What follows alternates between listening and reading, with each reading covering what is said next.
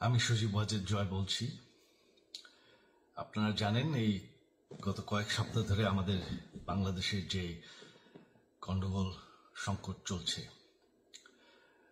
এই যে ছাত্রদের কোটা বিরোধী আন্দোলন, কোটার বিরুদ্ধে আমরাও ছিলাম। শুরু থেকেই আমাদের সরকার কোটা সরিয়ে দিয়েছে, আমাদের সরকার তাদের সম্পূর্ণ দাবি মেনে নিয়েছে। এটা আদালতের একটা রায় ছিল, এটা আমাদের সরকারের করা ছিল না। তাও আমরা অ্যাপিল করে দ্রুত এই কোটা তুলে দেই। তাতেও আন্দোলনকারীরা সন্তুষ্ট না। আমরা তাদেরকে আলোচনায় ডেকেছি, আমরা একটা জুডিশিয়াল কমিশন করেছি, যে সংঘর্ষে যে হত্যাকাণ্ড হয়েছে সেটার বিচারের জন্য। অনেক পুলিশ অফিসার যারা অতিরিক্ত ফোর্স ইউজ করেছে তাদেরকে আমরা সাসপেন্ড করেছি। তাতেও এই আন্দোলনকারীরা সন্তুষ্ট নয়। আমরা যতই ছাড়, প্রধানমন্ত্রী নিজেই তাদেরকে ডেকেছেন যে আসেন আমরা আলোচনায় বসি, তাতেও তারা সন্তুষ্ট না।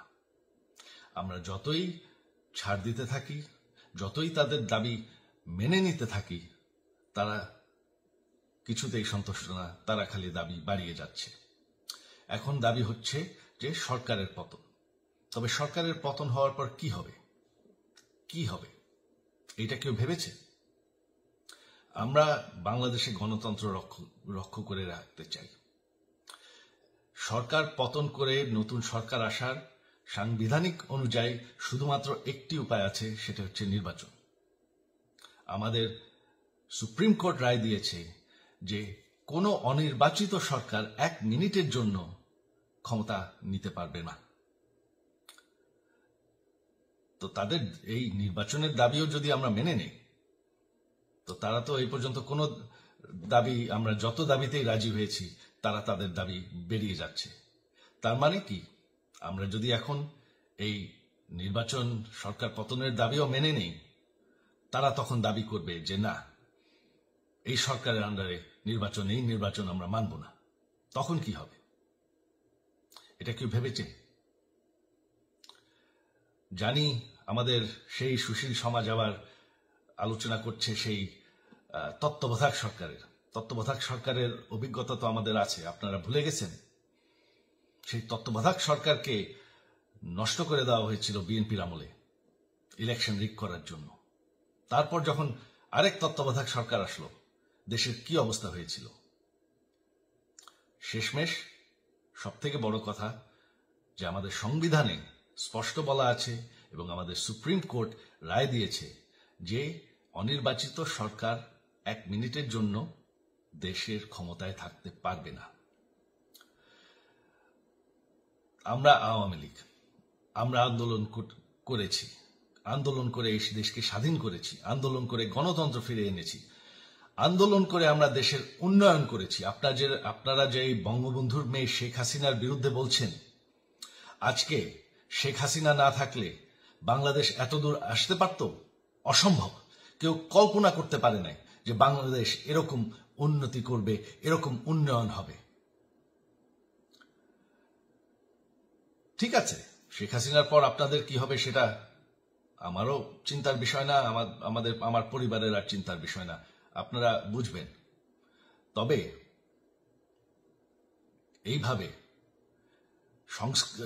সংঘর্ষ করে, হত্যাকাণ্ড করে ক্ষমতা দখল করা যাবে না। এটা আর আন্দোলন না। যখন পুলিশ হত্যা করা হচ্ছে, নিরীহ মানুষের উপর হত্যাকাণ্ড চলছে, মানুষের বাসায় আগুন দেওয়া হচ্ছে, জার্নালিস্টদেরকে হত্যা করা হচ্ছে, এটা হয়ে গেছে সন্ত্রাস। আর সন্ত্রাস মোকাবেলা শুধুমাত্র একটি ভাবে করা যায়।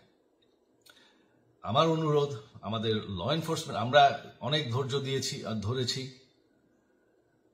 তবে এখন আর এটা সহ্য করা যাবে না।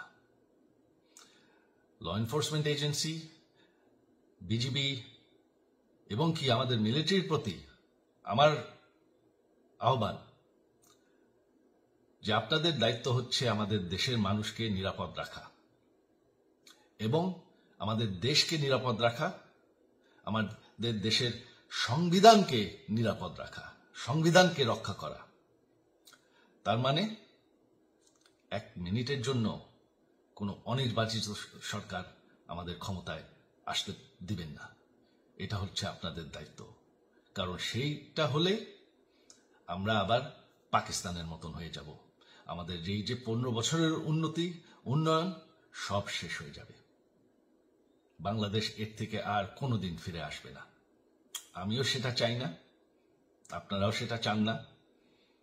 আমি সজীব ওয়াজের জয় যতদিন আমার পক্ষে সম্ভব আমি সেটা হতে দেব না। জয় বাংলা, জয় বঙ্গবন্ধু।